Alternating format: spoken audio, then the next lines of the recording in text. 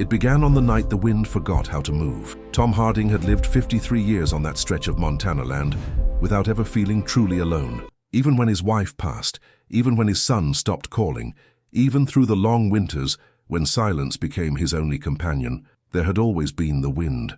It spoke through the wheat fields, rattled the barn doors, reminded him that the world was still breathing. But that September night, everything stopped. He was walking back from the workshop when he noticed it first. The wheat stood perfectly still, like soldiers waiting for an order that would never come. No crickets, no distant highway hum. Even his own footsteps seemed to disappear into the air before reaching his ears. Tom stopped in the middle of the dirt path between the house and the barn. His heart knew something before his mind could name it. The sky looked wrong, not dark, not light. Something in between, a color that shouldn't exist, like the universe had mixed twilight with starlight and forgotten to finish. And then he saw it, a shape, not a craft, not a vehicle, a presence.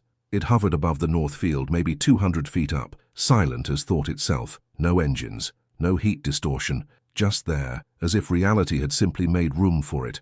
Tom's first instinct was to run, his second was to pray, but his body did neither. Instead, he stood frozen, his calloused hands hanging at his sides, his breath caught somewhere between his lungs and his throat.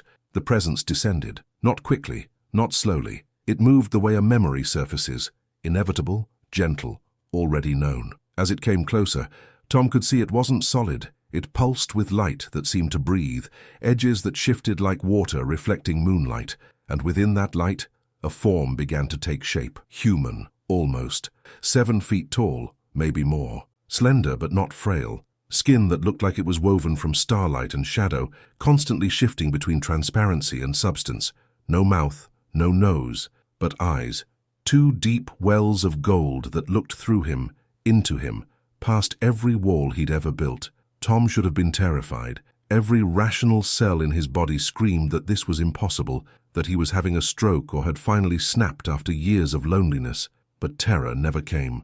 Instead, he felt seen, truly seen, for the first time since childhood, before shame and failure and loss had taught him to hide. The being looked at him the way his mother once had, when he was 6 years old and confessed to breaking her favorite lamp, with complete knowledge and complete love existing in the same breath. The being didn't speak, not with words, but Tom heard it anyway. A vibration started in his chest, spreading outward like ripples on still water. Not sound, not thought. Something older than both. It carried meaning the way light carries color. Impossible to separate, impossible to misunderstand. You have been carrying grief like stones in your pockets.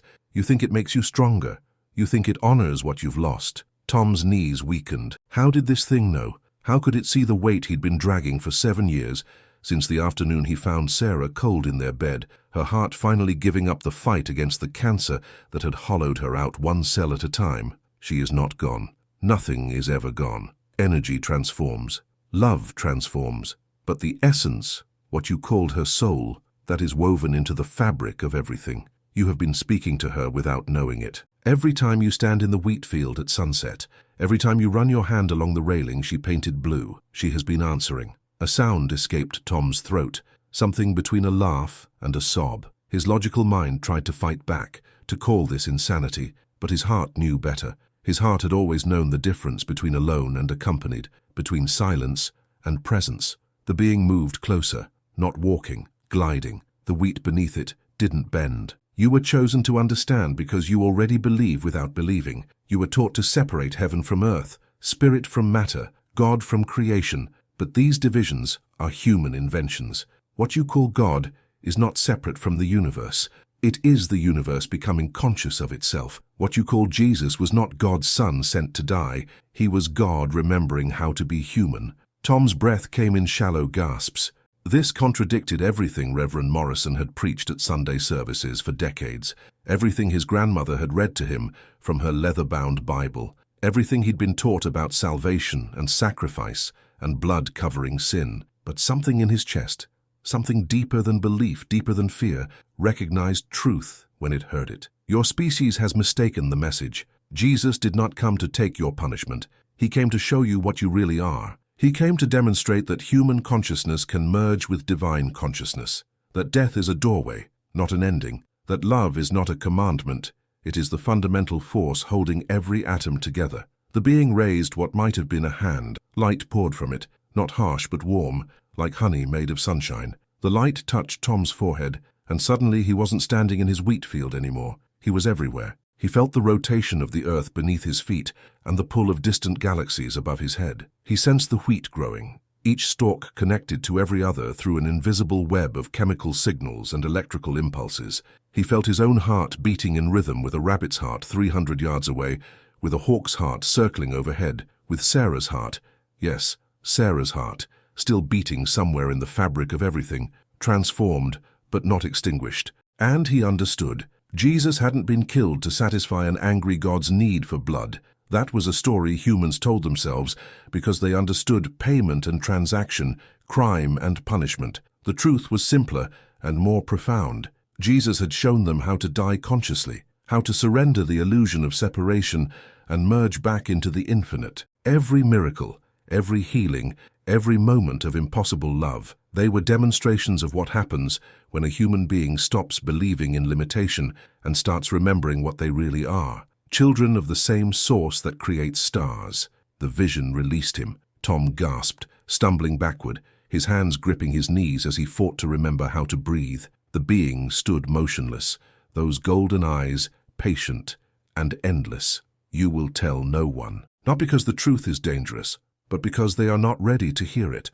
You will live differently, you will love differently, and when your time comes to transform, you will do so without fear, because you will understand that you are not going somewhere else. You are going home. You are becoming what you always were. Tom wanted to ask 1,000 questions. He wanted to know where this being came from. Why now? Why him? He wanted to understand how Jesus fit into the larger cosmic story, whether the Bible was all wrong or just misunderstood, whether prayer still mattered if God wasn't a being who listened, but a consciousness that existed in everything. But before he could form words, the being began to fade. Not dramatically, not with flash or sound. It simply became less solid, less present, like morning mist surrendering to sunlight. And then it was gone, leaving only the wheat field and the impossible silence and Tom Harding standing in the middle of his life, completely and irrevocably changed. The wind returned.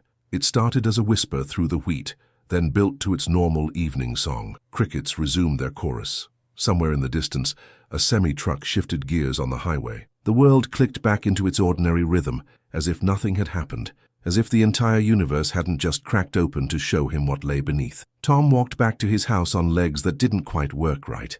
His hands shook as he opened the screen door. His mind raced and stalled, trying to categorize the uncategorizable, to file away an experience that existed outside every drawer and folder he'd spent 5 decades building. He didn't sleep that night. He sat at his kitchen table, the same table where he'd eaten breakfast with Sarah for 26 years, and watched darkness give way to dawn. His Bible lay on the counter where it always did, next to the coffee maker. He'd been reading through John for the 3rd time, trying to find comfort in familiar verses, but now those verses looked different.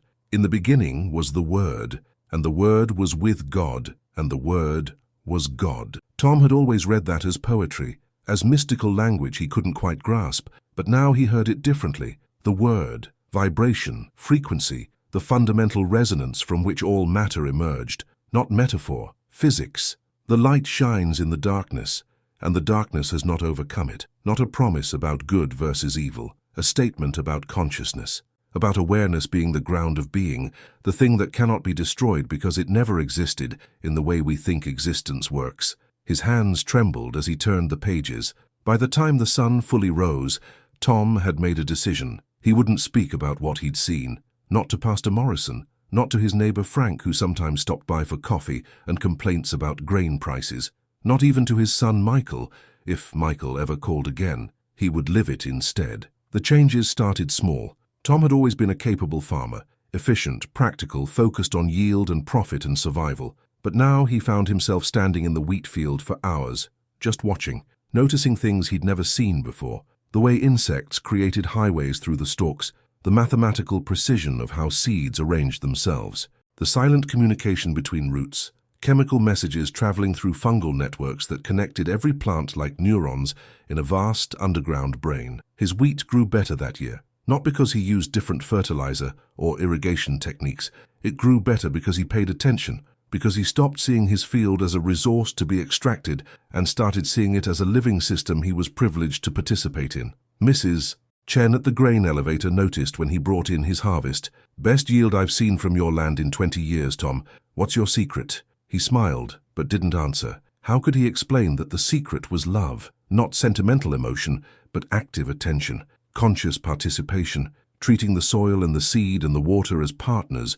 rather than tools. She would think he'd gone soft in the head. Maybe he had. Frank noticed next. He stopped by on a Wednesday afternoon, ostensibly to borrow a wrench, actually because his wife had kicked him out of the house for the afternoon and he had nowhere else to go. "You seem different," Frank said, leaning against Tom's workbench. "Calmer or something. You on medication?" Tom laughed. "No medication. New woman. No woman." Frank studied him with the suspicious eyes of someone who'd known disappointment long enough to distrust peace. "Well, something's changed. You used to look like you were carrying the weight of the world. Now you look like, I don't know, like you know something the rest of us don't."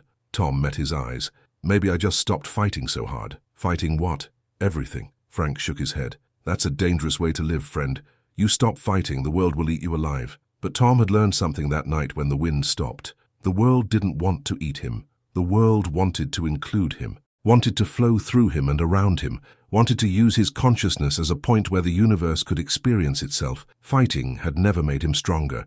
It had only made him smaller, more rigid, more convinced that he was separate from everything else. He'd spent 7 years fighting Sarah's death, fighting the emptiness of the house, fighting the silence, fighting his son's absence, fighting his own aging body and declining farm and uncertain future. And none of that fighting had changed a single thing. But surrendering, not giving up but actively accepting what was, had changed everything. He started seeing Sarah everywhere, not as a ghost, but as presence woven into the ordinary. The way light hit the kitchen window at exactly 4:30 every afternoon, the blue paint on the railing that was fading now but still carried her fingerprints in the brush strokes, the recipe cards in her handwriting, spotted with flour and oil, instructions for pot roast and apple pie and chocolate chip cookies.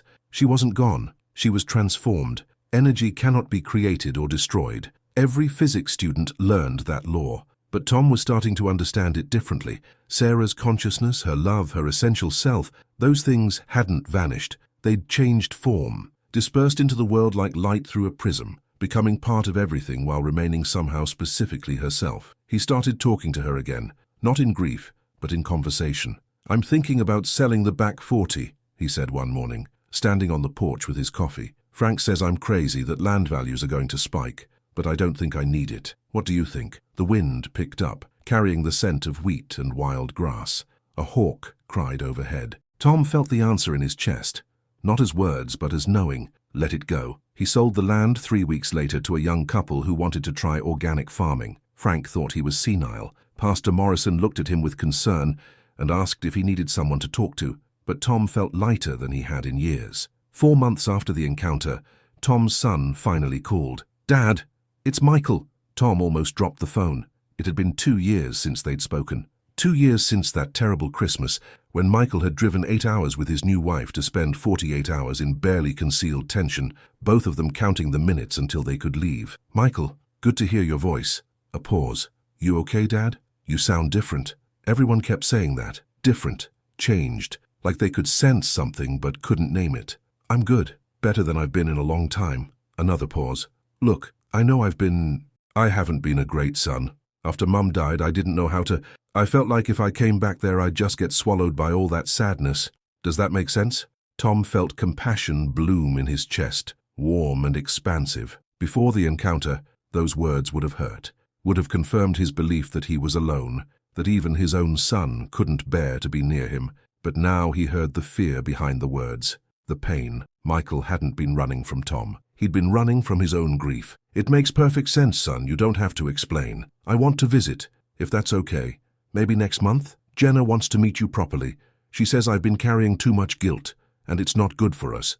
Tom smiled. "Jenna sounds wise." "She is." Michael's voice cracked slightly. "I've missed you, Dad. I've missed you too. But I'm still here. I'll always be here." After they hung up, Tom sat on his porch and watched the sun set over the wheat field. The sky turned gold, then orange, then deep purple. Stars began to appear, one by one, tiny points of light that had traveled impossible distances just to reach his eyes.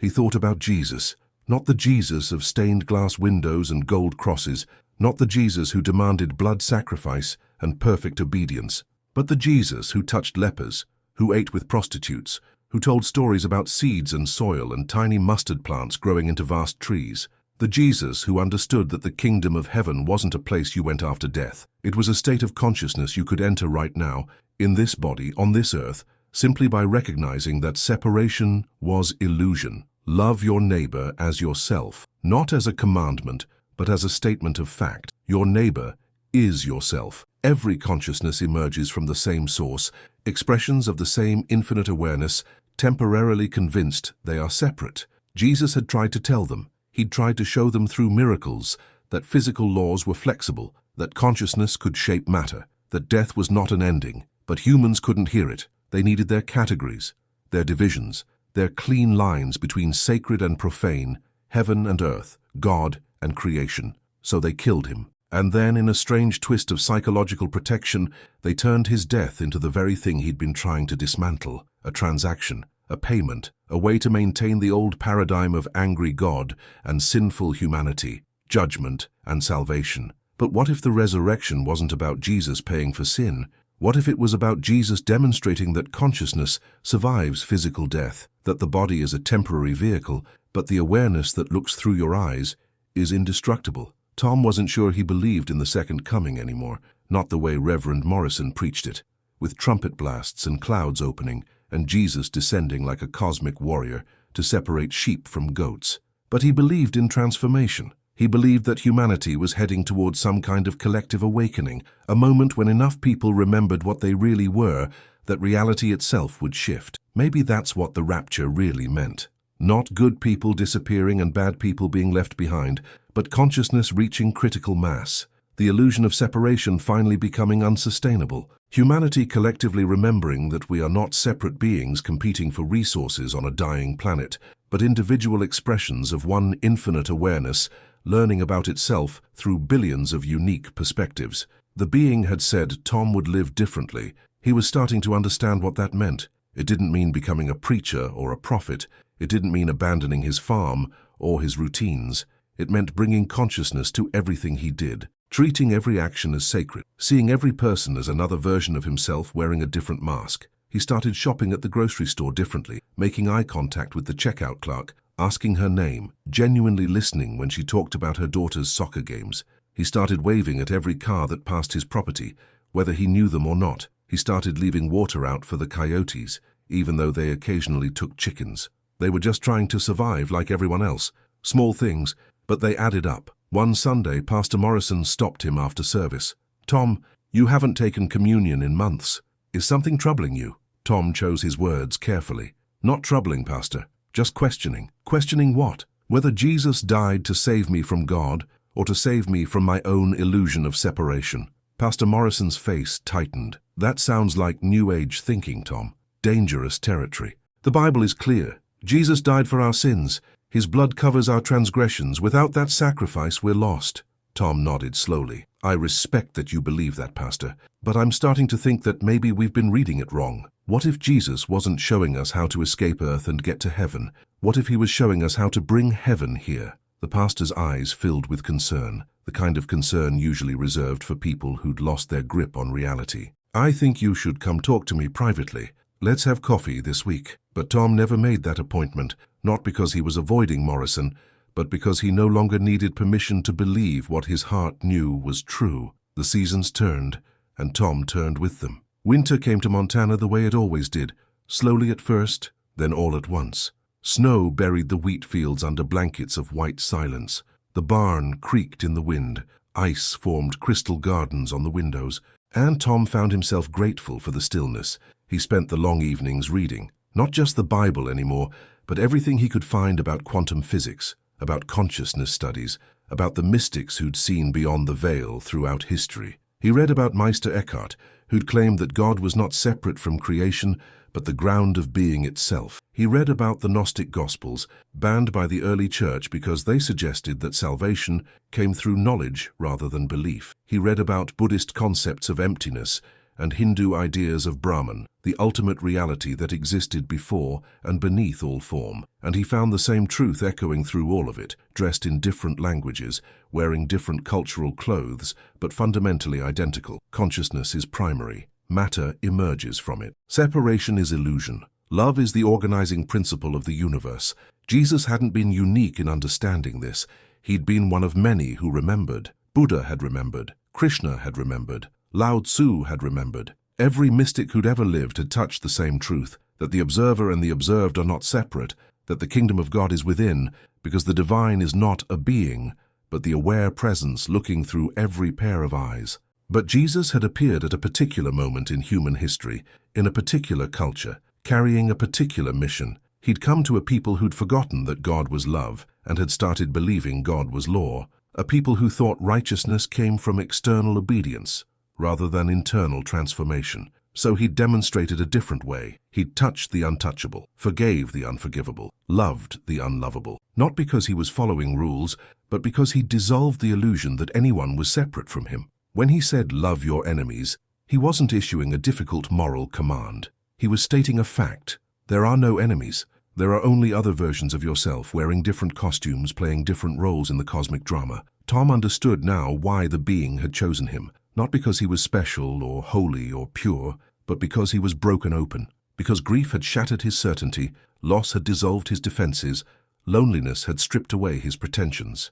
Only empty cups can be filled. Michael visited in December, bringing Jenna and news that they were expecting a baby. Tom held his son for a long time, feeling the man Michael had become, no longer trying to hold on to the boy he'd been. Jenna watched them with tears in her eyes, understanding without being told that something had healed between them. "You seem so peaceful, Dad," Michael said over dinner.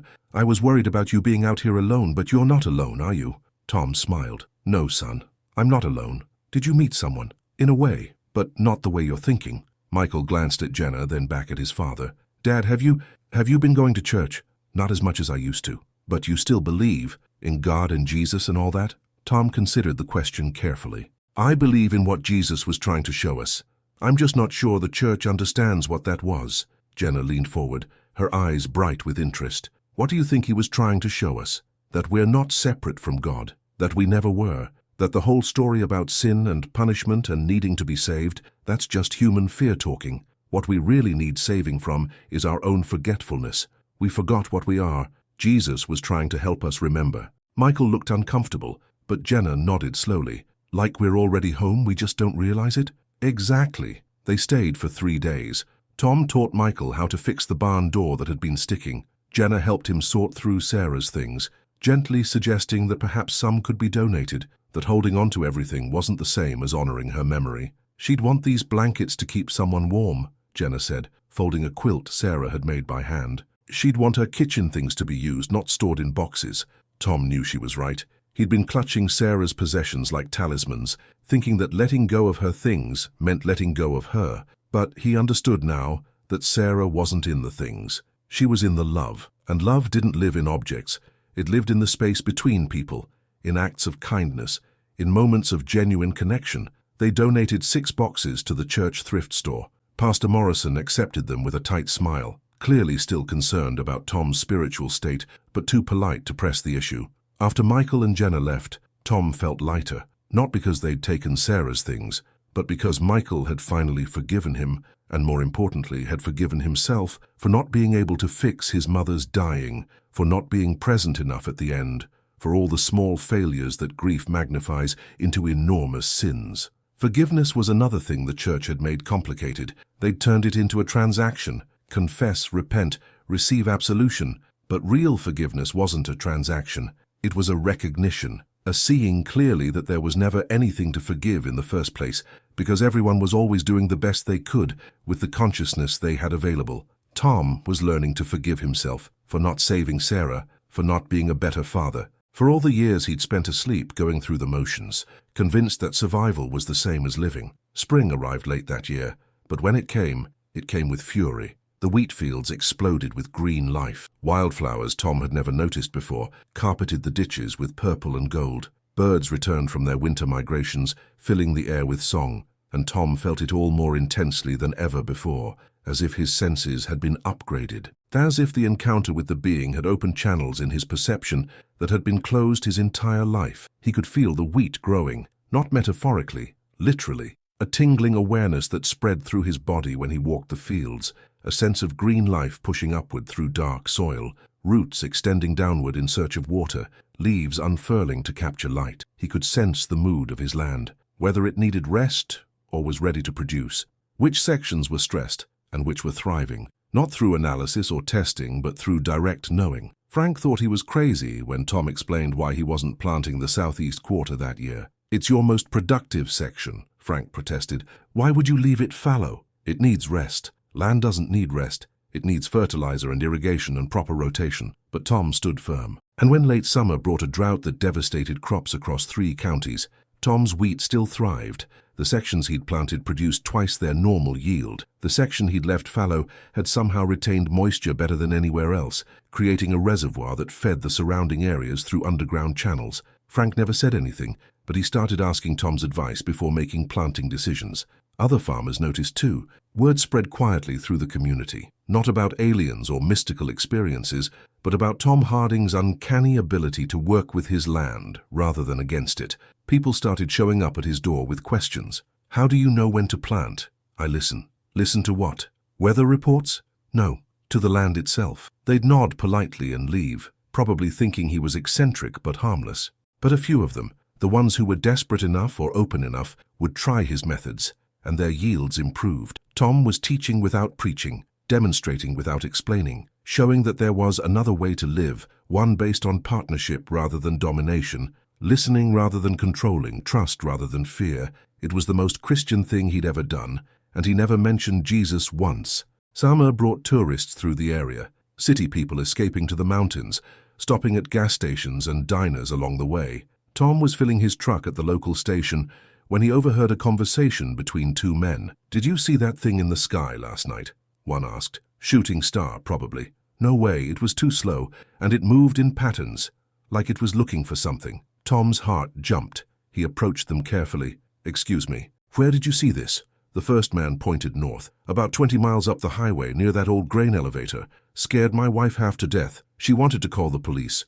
But what are you going to tell them? We saw a UFO?" The second man laughed. "Government drone, probably. They test all kinds of stuff out here when nobody's watching." But Tom knew better. The being had returned, or others like it had come. He wasn't the only one who'd been visited. The thought sent electricity through his veins. That night, he drove north to the abandoned grain elevator. He parked and walked into the field, standing under the vast Montana sky, with his arms at his sides, open and waiting. Nothing happened. He went back the next night, and the next. For 2 weeks he made the 20-mile drive, stood in the field for hours, then drove home disappointed. On the 15th night, he decided it would be his last attempt. Maybe he'd imagined the whole thing. Maybe grief and loneliness had cracked something in his mind, created an elaborate hallucination to protect him from despair. But as he was about to leave, the wind stopped. Tom froze. He knew that silence, that impossible stillness. The being materialized in front of him, not descending from above but simply becoming present,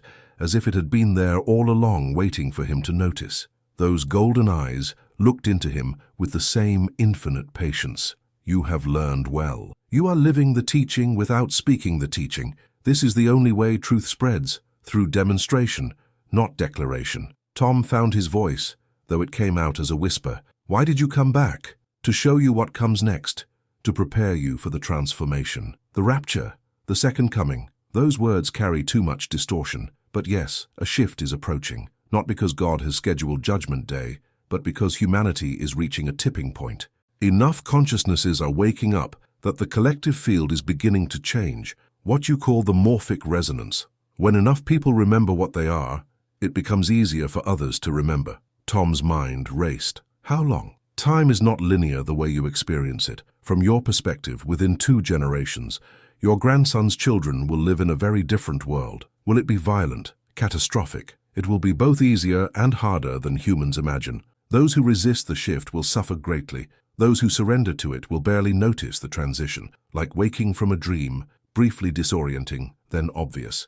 Oh, of course, this is what's real. The being moved closer. Tom felt heat radiating from it, though not physical heat, something else, pure presence, concentrated awareness. Jesus tried to tell them, the kingdom of heaven is at hand, not coming in the future, at hand, within reach, available now. He performed miracles not to prove he was special, but to show what becomes possible when you stop believing in limitation, when you realize that consciousness shapes reality, not the other way around. But they killed him for it. They killed the body. They could not touch what he really was, and his death became the ultimate teaching, that consciousness survives physical dissolution, that what you really are cannot be destroyed. Tom felt tears on his face. I've been so afraid of death, of losing more people I love, of ending up alone. You cannot be alone. Alone is impossible. Every particle in your body was forged in the heart of a star. Every thought you think ripples through the quantum field, affecting everything. Every person you love continues to exist, transformed but not gone. Sarah stands beside you even now. She has been speaking to you through the wind, through the wheat, through the morning light on your kitchen window. You have been listening without knowing you were listening. The being raised both arms and suddenly Tom could see her, not physically, but more real than physical. Sarah, made of light and love and laughter, her essence unchanged even though her form had dissolved. She smiled at him with those eyes he'd loved for 26 years, and he felt her love wash over him like warm water. Tell Michael he chose well with Jenna. Tell him his daughter, yes, it will be a daughter, carries my eyes. Tell him I am proud of the man he became, even though I did not live to see it fully. Tell him his father saved him by learning to let him go. Tom sobbed openly now, not from grief, but from overwhelming relief. She wasn't gone. She had never been gone. He'd been talking to her all along, and she'd been answering in ways he'd dismissed as coincidence or imagination. The vision faded, but her presence remained. He could feel her now, would always feel her, because she was woven into everything around him. The being spoke once more. The second great awakening is beginning. Not religious revival, but consciousness evolution. Jesus will not return as a man descending from clouds. Jesus will return as recognition. Millions of people simultaneously remembering that Christ consciousness is not something to worship, but something to become. Not the name of one person, but the state available to all people. What do I do? How do I help? Exactly what you are already doing. Live from love instead of fear. Treat everything as sacred. See the divine in every face. Your example teaches more than 1,000 sermons. Your peace spreads through the field like light through water, touching everyone you meet whether they consciously recognize it or not. Will I see you again? You see me always. I am the awareness looking through your eyes. I am the space between your thoughts. I am what remains when everything else is stripped away. You have been speaking with yourself, your higher self, the part of you that never forgot what you are. The being began to dissolve, but this time Tom wasn't afraid. This time he understood that nothing was ending. The form was changing, but the presence remained because the presence had always been within him. Tell the others when they are ready to hear it. Tell them that heaven is not a place they go when they die. It is a state of consciousness they can enter right now. Tell them that Jesus was not the only Son of God. He was the first to fully remember that all humans are God's children. Tell them that the kingdom is within, because God is not separate from creation, but the very ground from which creation emerges. Tom nodded, though his throat was too tight to speak. You will live many more years. You will meet your granddaughter. You will teach without teaching, love without condition, give without expectation. And when your body finally releases you, you will step into the light consciously, gratefully, knowing that you are going home. The being became transparent, then light, then nothing. The wind returned. The stars blazed overhead, and Tom stood in the field, completely transformed for the second time, understanding that the first transformation had only been the beginning. He drove home slowly, seeing everything with new eyes. The highway wasn't just asphalt and paint. It was minerals from the earth, oil from ancient organisms, human ingenuity and labor, all working together to create a path. The telephone poles weren't just wood and wire. They were trees that had given their form to carry voices across impossible distances. Everything was sacred. Everything was God playing hide-and-seek with itself. When he arrived home, he sat at his kitchen table and wrote a letter to Michael. Not explaining what had happened, Michael wasn't ready for that yet, but telling him the things Sarah wanted him to know, about the baby, about her pride, about love continuing beyond physical form. He addressed it carefully, stamped it, drove it to the post office the next morning. 3 weeks later, Michael called, his voice shaking. "Dad, you're not going to believe this. We just found out it's a girl." And Jenna wants to name her Sarah. We decided yesterday, but your letter, Dad, you sent that letter before we even knew the baby's gender. How did you know? Tom smiled. Your mother told me. A long pause. You mean, in a dream? Something like that. Another pause. Then quietly, is she okay, wherever she is? She's more than okay, son. She's free, and she's with us. Always with us. Michael's voice broke. I miss her so much. I know, but she's not as far away as you think. Pay attention. You'll feel her. In the morning light, in your daughter's eyes, in moments of unexpected joy, she's there. After they hung up, Tom walked to the wheat field and stood where he'd stood that first night, when the wind stopped. The wheat was tall now, almost ready for harvest. It moved in waves, golden and alive, singing its ancient song. Tom closed his eyes and felt Sarah's presence, the being's presence, the presence of everything that had ever lived and ever would live, all connected, all one, all dancing the same cosmic dance. He thought about Jesus, that carpenter's son who'd tried so hard to wake people up, who'd been so misunderstood that his message of love and unity had been twisted into a religion about sin and separation. But the truth couldn't be destroyed. It kept resurfacing through mystics and saints, through poets and farmers, through anyone who stopped long enough to listen. The kingdom of heaven is at hand, not coming someday. Here, now, within you. Tom finally understood.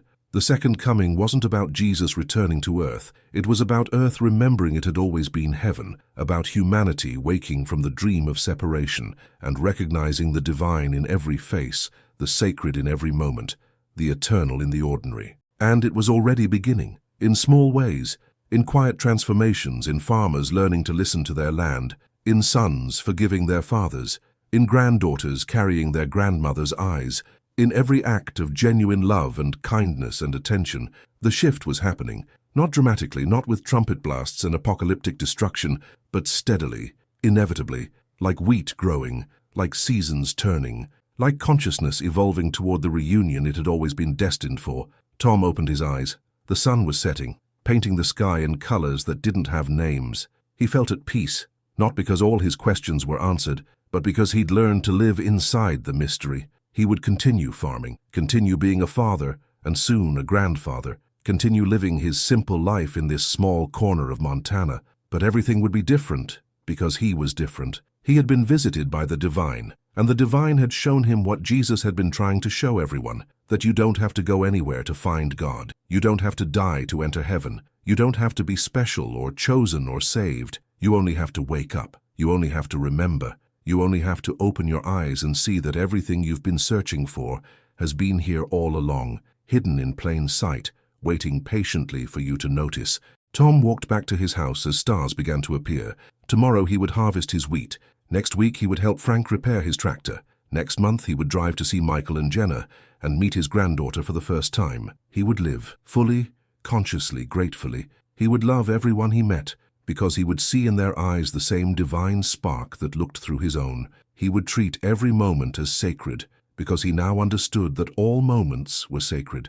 And someday, when his body grew too old to continue, when his heart finally surrendered its rhythm, he would step out of this form without fear, knowing he was not dying but transforming, not ending but returning, not losing himself, but finally, completely, coming home. The wind whispered through the wheat, carrying Sarah's love, the being's wisdom, and the eternal truth that Jesus had tried so hard to teach. We are not separate. We have never been separate. We are waves pretending to be separate from the ocean. We are light pretending to be separate from the sun, but the pretending is ending. The forgetting is over.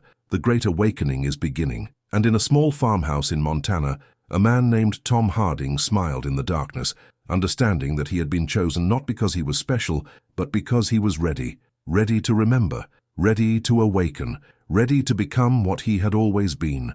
Truth or fiction, perhaps not even the storyteller knows. Here the stories exist to touch and make you reflect. The magical reveals itself only to those who allow themselves to feel, not to those who insist on seeking certainties.